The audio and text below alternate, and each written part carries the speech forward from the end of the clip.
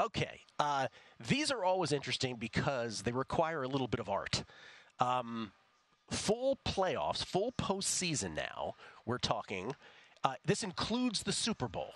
Yep. This includes the Super Bowl. So we're talking about most passing yards, most receiving yards, and most rushing yards. Now, the key to this is it should correlate to your overall handicap.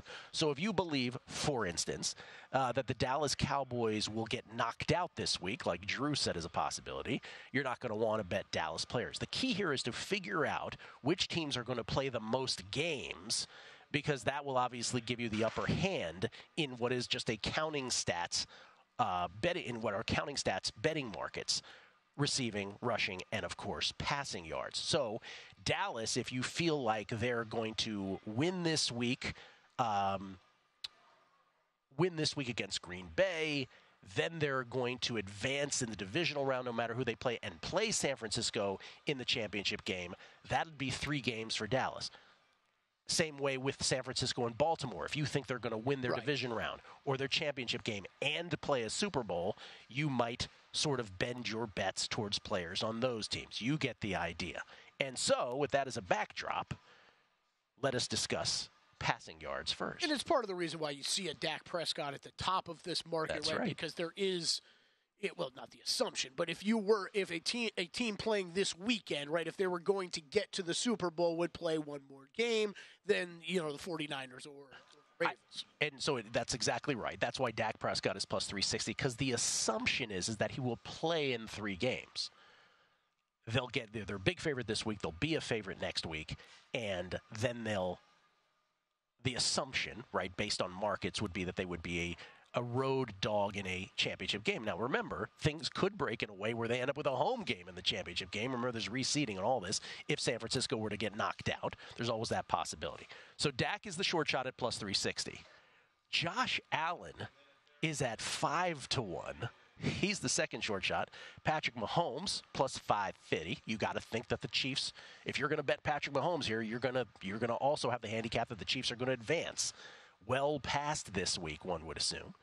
And then Lamar Jackson and Brock Purdy are both at 7-1. And Kelly, that's where I would go with my bet. While I understand why Dak is the short shot, I would actually bet Purdy here at 7-1. Because my assumption would be, all right, Purdy's going to get his yards, and they're going to play 3 games. Yeah. So I'd bet the better number on Purdy here at 7-1. Are these available in town or just at DraftKings out of town? Because I would bet this. I just pulled these from DraftKings. Yeah. They might be up at Caesars. Okay. Actually, a couple shops might have. I'd bet Purdy at 7-1 there. So that's interesting. So this is the one I gravitated to the most. And Me too. I think that Dak actually has value at that number at the top. But it completely depends on how you feel about what would a Cowboys 49ers setup look like. But man, I'm pretty confident Dallas getting there. And I think that San Francisco will too. But if I already know I can get 2 games out of Dak, and then it's up to a third, and he could possibly surpass Purdy, I like that number. And then I like one. The other one I think that was worth bringing up, and I'm shocked he was this long. He's not even on our graphic. Is Matthew Stafford at 22-1? Oh, interesting. I mean, if you think that they roll into Detroit, win this week, and you're really high on this Rams team, that's a long number on a guy who is going to throw the ball a fair amount. He always does. As long as Kyren Williams isn't completely taking over a game. I was just surprised that number was as long as it was. Now, the knock on the Purdy play would be, well, we saw Purdy play the Ravens, and if you assume that's going to be his 3rd game in the Super Bowl, why are we to think that's not going to happen again, where he throws 4 picks and it gets destroyed? Yeah, I mean, that was the other thing for me with Dak, right? It's kind of the evolution of some of these other offenses, right? Like Josh Allen, Patrick Mahomes. In years past, you would obviously think that these two names would be at the top.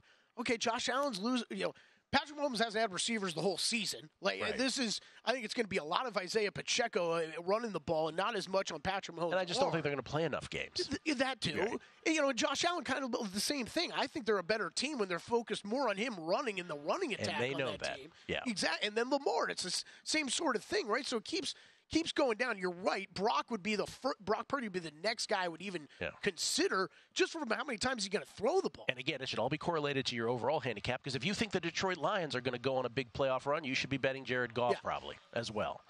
But I would bet Purdy here at 7-1, although I do understand why Dak at plus 360 is the short shot. I just see him meeting a bitter end in the championship game. That, to me, is a much more bettable market than the rushing or the receiving yards. Yeah, we can go through these next. Real I don't know quick. if there's a great bet in either of these. I think you got to look long shots. Rushing is McCarthy is your short shot at plus 175.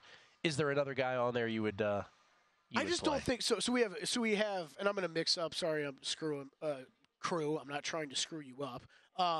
Rushing and receiving, like it's CeeDee Lamb plus 175 for most receiving, Chris McCaffrey plus 175 for most rushing.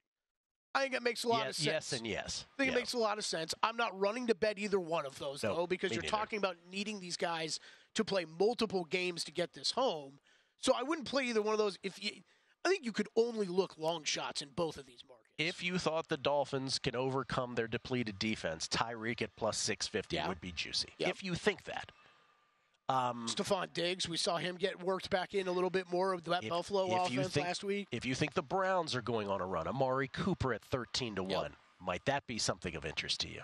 Might that be something? Sure, the clear number one, right, on that team right now. So, and Flacco's been throwing the ball all over the place. So, yeah, that's the way. That's the way I'd be approaching the rushing and receiving. I don't think you can. I think the short shots are deservedly the short shots. I don't think you could bet either one. That is what I came up with as well, but I would bet the passing. I would take a flyer on Purdy at 7-1. That's a tough number to pass up. Go to VSiN.com/subscribe to become a VSiN Pro subscriber today.